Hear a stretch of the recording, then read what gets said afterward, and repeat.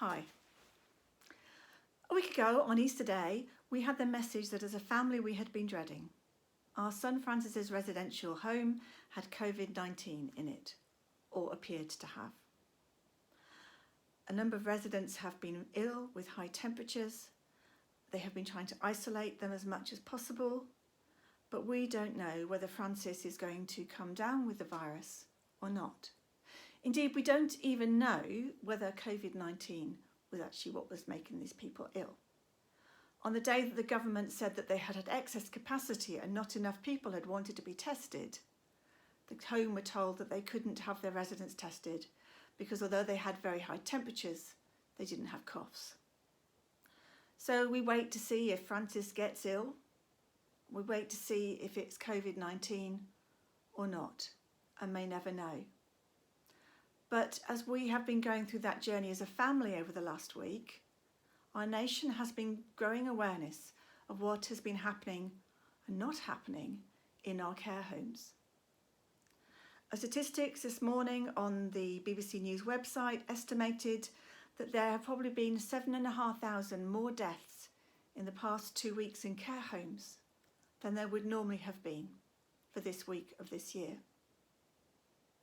Not all to COVID-19, a substantial proportion to people for other things where people would have maybe gone to hospital and been treated if it wasn't for COVID-19. We saw announcements from the government about things like a profession for social care workers. We spoke to one of our son's carers that evening and said to her, "Oh, you've got a profession now." And she said, "Yeah, what have I been doing for the last 10 years then?" There's a lot of talking, but are we really seeing a lot of change?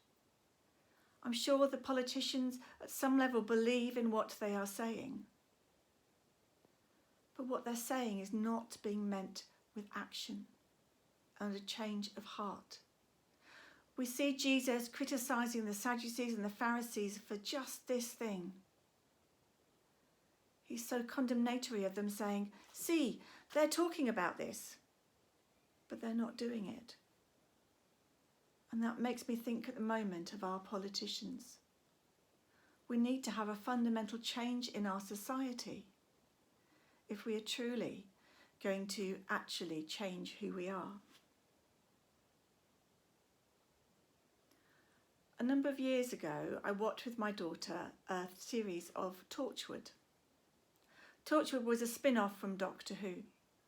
And in this particular series, something had happened to the planet so that no one died anymore. Didn't matter how ill they were, they still went on living. And of course, the planet very quickly became overfull. So somebody eventually discovered that they could kill people by burning them till they were dust. And so they'd start to decide who they need to get rid of. And what a surprise, it's the dead, not the dead, the old and the disabled, those who appear to have no usefulness to society. But what value in human life is there? Vic Rayner, director of the National Care Forum on BBC News today said, "If we truly believe that every life has value, there can be no meaningful discussions about exit strategies without considering these individuals." In other words, those in care homes. The Torchwood strategy was to kill them. What is our strategy? And do we truly value them? We may value individuals that we know, but do we value all old people? Or do we at our heart see them as expendable? We are all so prone to judgment. A wise person once wrote, and I cannot remember who wrote it, or I would tell you, we cannot truly give without judgment until we have truly learned to receive.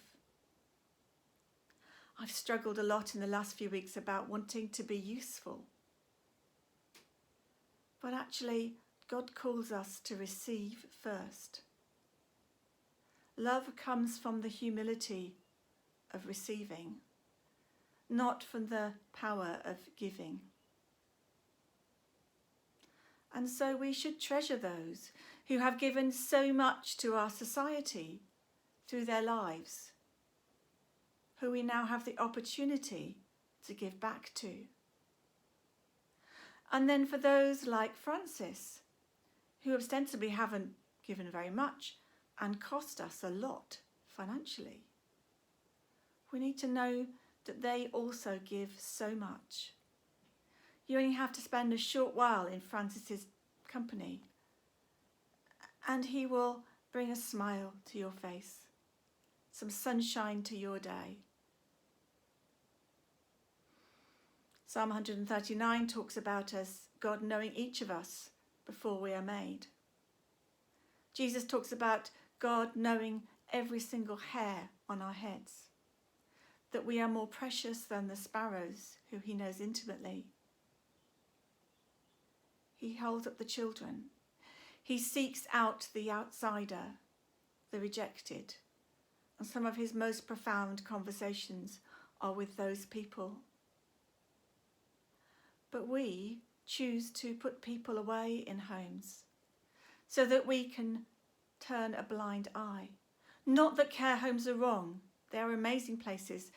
We fought for 3 years for our son not to be in a residential home. We tried supported living and it really didn't work.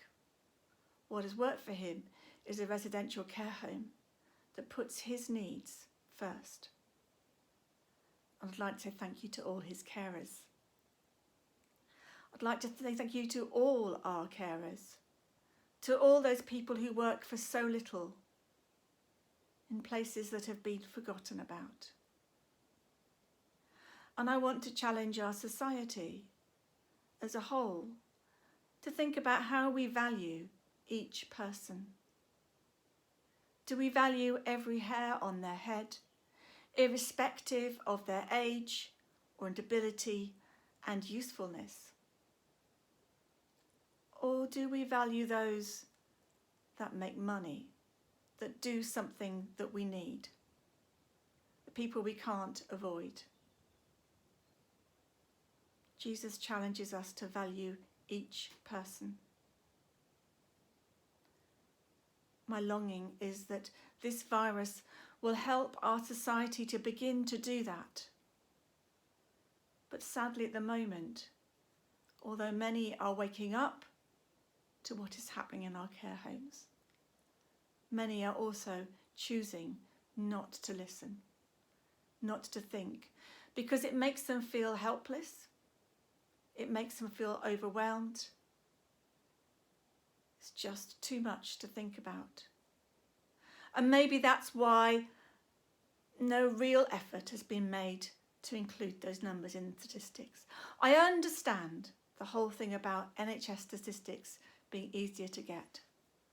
But surely there must be a way that we can understand what is happening to our elderly and our disabled people.